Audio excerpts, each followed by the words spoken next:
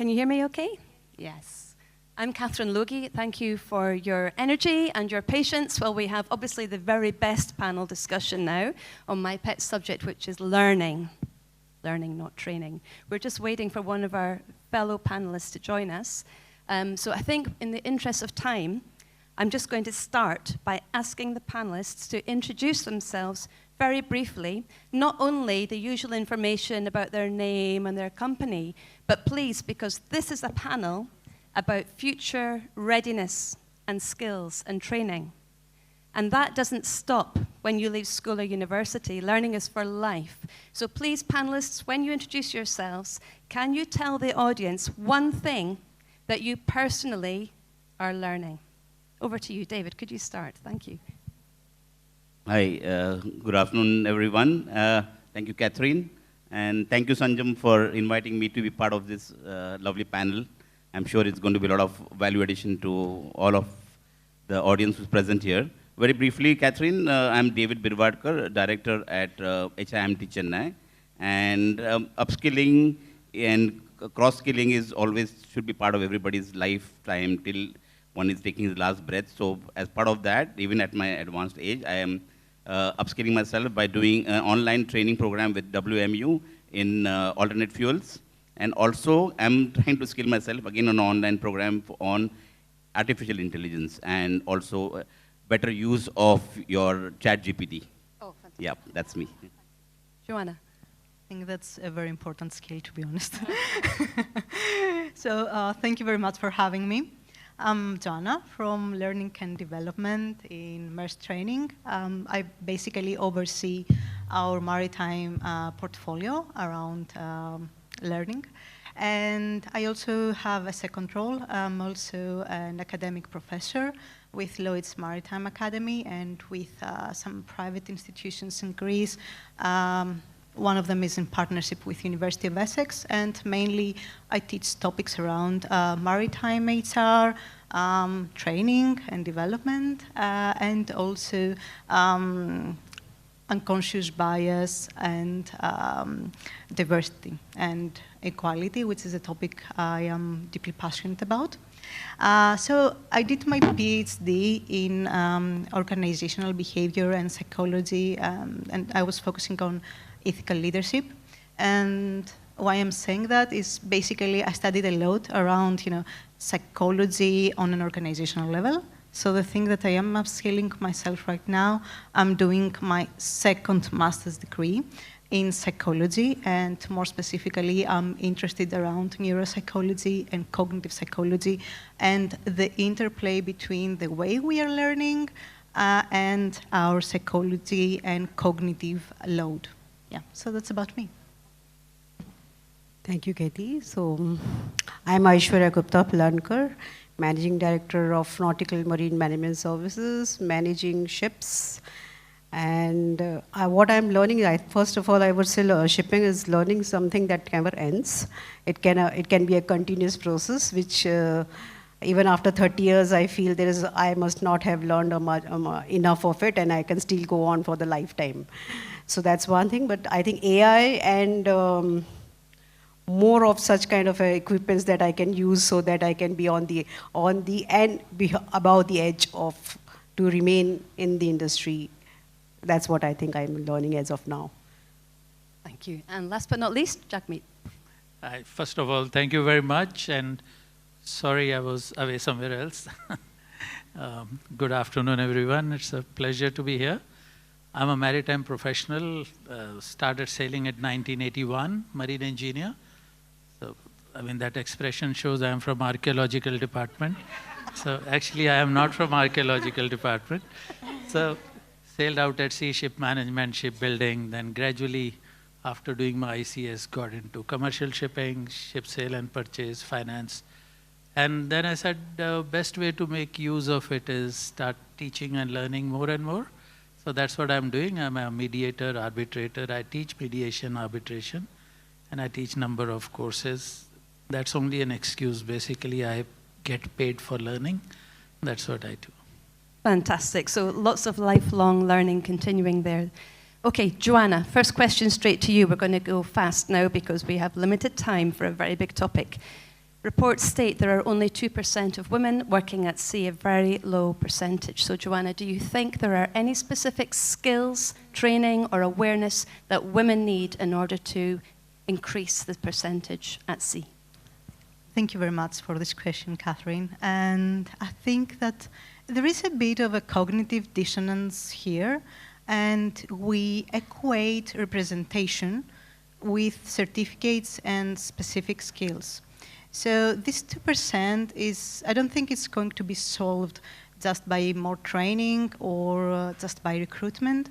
It's more a matter of retention and eventually a matter of belonging. And of course, training can help with the underlying culture that supports, let's say, this representation dynamic within the industry. But it can do so much. And of course, it can't change culture in a night. We don't have a magical training solution that can upskill people and just change their beliefs and their normal operating procedures in a night just because they attended the training. I mean, there is a logical fallacy here, right? That we are trying just with, I don't know, gender sensitization programs to change a whole culture. Of course, it is a start, and we need those trainings. We need awareness level trainings, but it has to be across the organization. Even if we build the best L&D initiative, even if we build the best training program around diversity and inclusion, if the leadership within an organization, the senior management within an organization don't believe in that, then I'm afraid we will keep recirculating the same culture. And at the same time, we need to focus on different groups. So for men, we need to focus on topics like bias, like cognitive bias, and how it can interplay. But also, we need to focus on allyship, right? On men actually becoming allies of women. And for women, we need to focus on building confidence and building trust and cultivating psychological safety within the organization. But I'm afraid that many times for women, we create these leadership programs when they are in a leadership position. So the real issue here is creating leadership pathways for all women regardless of where they are in the hierarchy, right?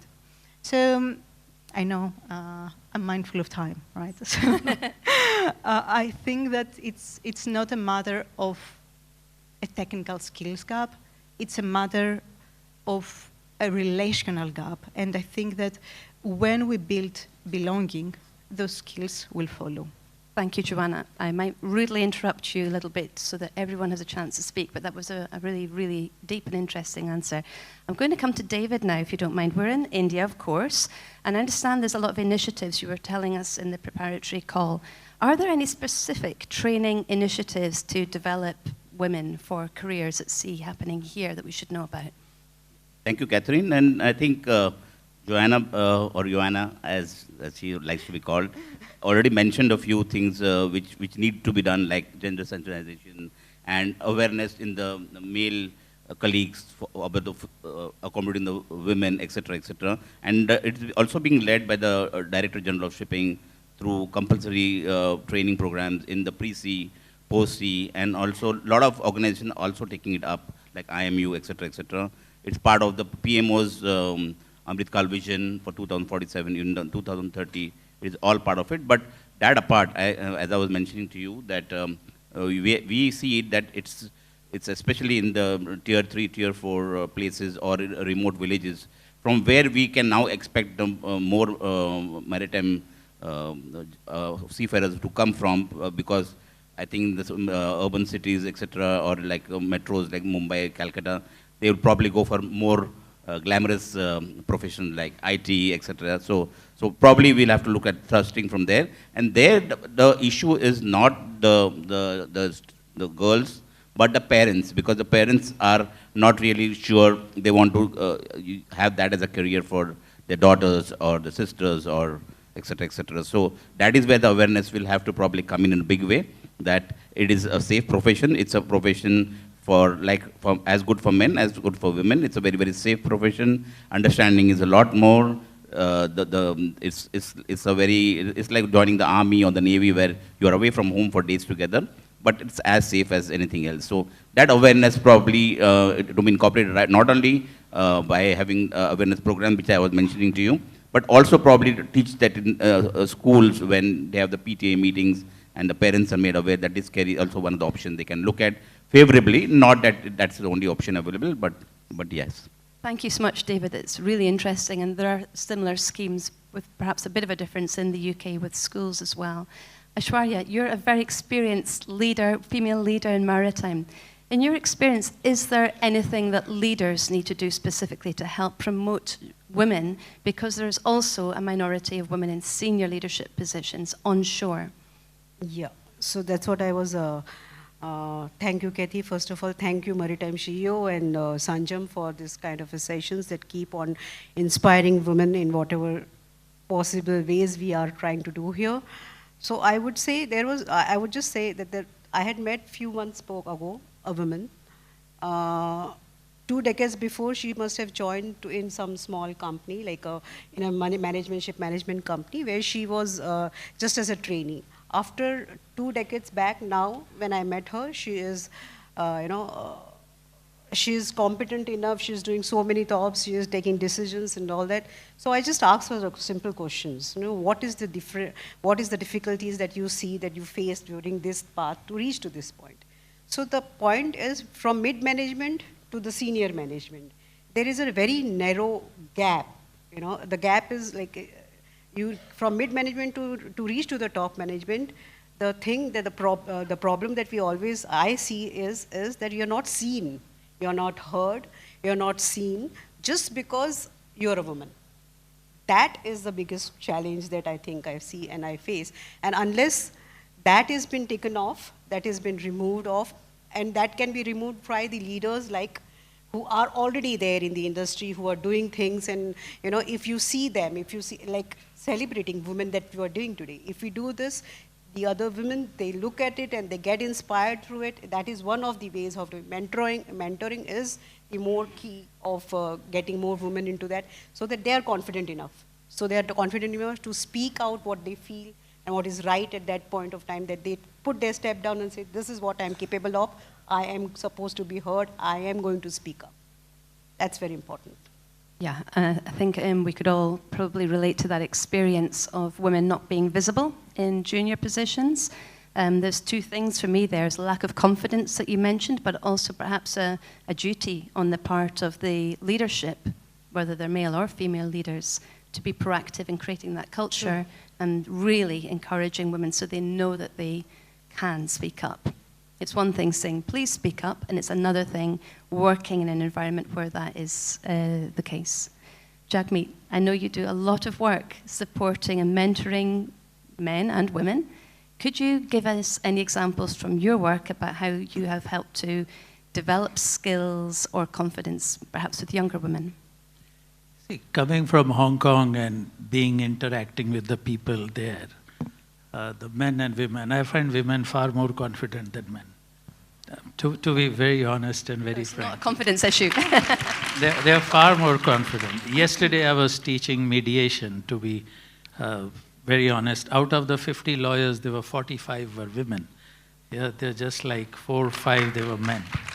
So what I feel very strongly is that the people in the corporations, they have to walk the talk.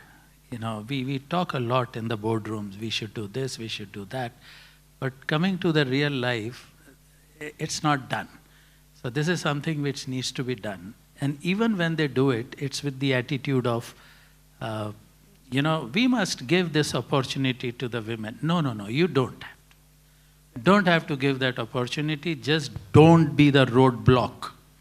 Yeah, don't stand in between. There must be equal opportunities as a company, as the policies, as you rightly said, top down will have to be there. It has to be there. There is no other alternative. Regarding skills, yes. I can do it spirit, or not having that self-doubt, that I do feel that little bit of push in terms of training and soft skills, emotional intelligence is required, a bit more focused for the women, and the men need to be sensitized that there is another world beyond just you. Yeah? And then 50%, 50%. You don't have any manpower problem. First, you stop using this word manpower. Just call it human resources. All right? So it's not man. Why man? What manpower? So it should be. Sorry, I went a little bit this way, sir. I mean, we can't separate these subjects of people and learning and culture. It's actually quite a difficult topic because we're talking about skills and training, but in fact they're all interdependent, right? Thinking about future skills and future readiness, every conference you go to, every article you read about training is talking about future readiness. What does that mean to you, panelists? Does it mean technical skills? Does it mean training in digital literacy? Does it mean soft skills, whatever that is? What do you think is more important? Maybe it's a technical skill. Any thoughts, perhaps? David? Yeah? So I think it's a mix of both the technical skills and also soft skills. So technical skills, basically, if you look at it, the alternate fuels, digital proficiency, and also cyber security are, I think, three which come to my mind immediately. And soft skill is also leadership, cross-culture, amalgamation, and, acceptability, basically gender sensitization. And, so all of this, a mix of all of this would probably upskill and also cross-skill women, or even and all seafarers to be better players in the maritime field. And Aishwarya, did you have any thoughts from that question? Yeah, I really think that women are pretty confident, okay? And their skills are also very good, but they need to always keep on proving them twice, which is not what I believe is required at all. Just put your foot, each time I go on telling, put your foot down, speak your heart away, and do exactly that you want to do. Don't worry about what 300 men sitting in front of you would want you to do or not do. Just do it, and you are the best. Feel that. When you feel that from your inside, it will come to you. You don't need to prove to anybody but to yourself. Thank you. Joanna, anything different to add? I think that, in the matter of skills, it's not only what we are learning, but also what we are unlearning. Because for learning to take place, you need to unlearn old habits, and you need to unlearn old ways of thinking as well, right? So in an era that is transforming so rapidly, we also need to stay adaptable. And adaptability as a skill is something that we really don't cultivate. And also, we did point out about AI and digital literacy, and yeah, that's fine. But there is an important skill that we also need if we are to use AI responsibly, and that's critical thinking. Because you can't delegate authority to an AI. You can't delegate the process of thinking to AI. And I think that it's very important for the younger generation to cultivate the skill of critical and analytical thinking. Joanna, I think that's a whole conference topic right there. Delegate critical thinking. Yeah, you can't delegate critical thinking, to AI. Jagmeet, any thoughts about future skills and readiness? Thank you. I think 2 points that come out right now is the culture and the transformation. Skills, in terms of hard skills, is not a big deal. The women are far superior. I mean, my wife even in the soft skills. My wife is a better driver than me. She does everything better than I do, except cooking, that I am better than her. And she likes my cooking, so that's fine. So that's not a problem as far as the hard skills are concerned. The soft skills part, I think we have to go a bit long way. In the sense, it's not that women are lacking, no. Look at the culture in which we have brought in, right from, the situation at home, the way parents treat the kids, as well as in general culture in the organizations. I think that training, that skills training for both men and women, especially women, where I fully agree with her, need to put your foot down. You have to put your foot down. And women must be taught that it's okay to do that. You know, if you say something that this is right, it does not make the other person wrong. But the way it is said, and that is where the soft skill training comes, how to reframe a sentence. You can always say that, let's say, David, what is it that you are doing? Or I could say, David, it would be so nice if you'd done it this way. You know, like that Or sort of can we do it differently? Reframing and this sort of skills, I think, not only for women as well as for men, which will be important. Hard skills is not a big deal. Yeah. I think this is fascinating. We're right now in a period where the STCW convention is being revised, as we know, and is very much, I guess, focused primarily on hard skills and future skills and technical skills. But what the panelists are telling us is actually we need to think about human skills, if we could put it like that. Okay.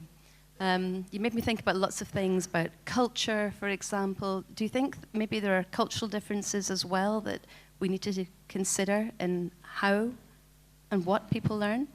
I'll give you an example. My own learning at the moment that I'm pursuing is on social psychology of risk, which is an interdisciplinary area which brings together anthropology and law and even religion and psychology, and it brings it into high-risk industries to help people understand risk intelligence and how to make better decisions in high-risk industries. So that's a very non-conventional area. Is there anything you think around those topics which is very important to integrate into a maritime curriculum?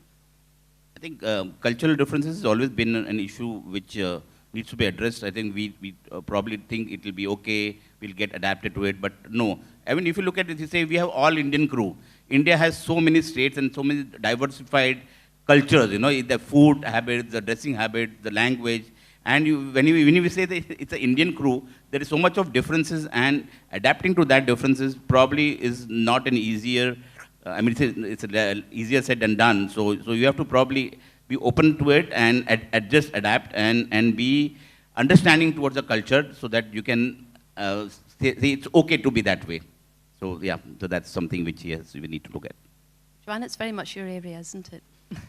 Yeah, but you know, I think that, you know, as in all topics that there are, openness is of course one thing, and another thing is staying curious about a different culture than yours. Because when you are curious and you want to learn more about that culture, the more you learn, the more you realize that you might have some commonalities that previously you might not have known, or you might realize that, you know, a person is behaving in a certain way because of he was brought, you know, this way. But if you're not curious, and if you're not asking people, and if you're not open to this discussion, then you will stay in a silo of your own culture. Perfect. Okay. So in the last few remaining minutes, and I'm getting good exercise checking the clock there, I'd like to ask all the panelists, please, to conclude. What one realistic action would you recommend to the cadets and all the women here today that they could take? Something that they could do to help them learn and improve their careers after this conference. One realistic action. Yeah, one, you know, we just now had a meeting with a number of seafarers. One thing that came out very clearly was there is a gradual increase in self-confidence. So that self-confidence part, to be aware, one is to know, self-confidence I have to. One is to realize it. One simple example that I would like to say here. The boys and the girls, the cadets who are sitting here, the environment that they are here now, and what they think back, environment is at home, and that cultural difference between here and there, how they are empowered, and they need to empower themselves to be able to reconcile that. So that reconciliation will help them quite a lot. So what's the action exactly? The action in that would be to learn more about human behavior, managing the situation at home and maximizing the outcome of what they are doing it here. Perfect. So practice, reflection, skills is what I'm hearing. Thank you, Jagmeet. Aishwarya? For the cadets, I think they have been learning too many things. But today, what debate showed was too ahead of time, was what I felt. Like they are really good with that. But I think we have to go down to the roots also, where it is very important for the grassroots where the training is happening, and it is supposed to be happened. I have a program called Jalpari that I run across the country, where I go to schools and different colleges where I train and I talk about shipping. So where they're not aware of what maritime is about. And shipping is just not about the cadets or there. We have so much more. I keep on talking about shore also, because seafaring, like maritime is not just about seafarers or female onshore, offshore and onshore. So we have so much to do onshore also. If we have those skills, again, I'm not taking away anything from the cadets, but there's so much more that you can learn and do in onshore that, and that needs to be taught from the grassroots. Thank you. So shipping and maritime related but not the same. So maybe think broadly about the maritime industry. Thank you. Joanna, one concise, realistic action, please. Own your learning journey. Don't wait for a company to define, what your learning should be. Make an audit of your competencies, see where you might lack some skills and competencies, and actually invest in them. And, it doesn't come easily. You need to exert a certain effort. And I will borrow the words of a famous Greek philosopher, Aristotle, because I'm Greek. You might have guessed that. Excellence is a product of habit. So you need the effort, and you need to own your story. Nobody's coming to save you. Nobody's coming to save you. Fantastic. Wow. You could have topped that now, David, to the last comment. Try that, but as Jagmeet says, we must respect the smart women in the room, so that's why I'm doing that. But anyway, so very quickly, I think that everybody will naturally upskill themselves to reach the top, and I think everybody aspires to reach the top. But you have to also cross-skill yourself and also be aware of the other person's issues and what are the requirements, to have empathy for that particular, like you're in Nautical, then you have empathy for the technical side, or in HR, then you have empathy for the other employees which are there. If you have that, then probably you will probably be a better leader and a more understanding leader, and that will probably make you more successful with the softer side. Perfect. And we've run out of time, so if anyone wants to know what my top tip is, you'll have to come and find me later and ask me. Thank you very much to our panelists. I've really enjoyed your comments. Appreciate it.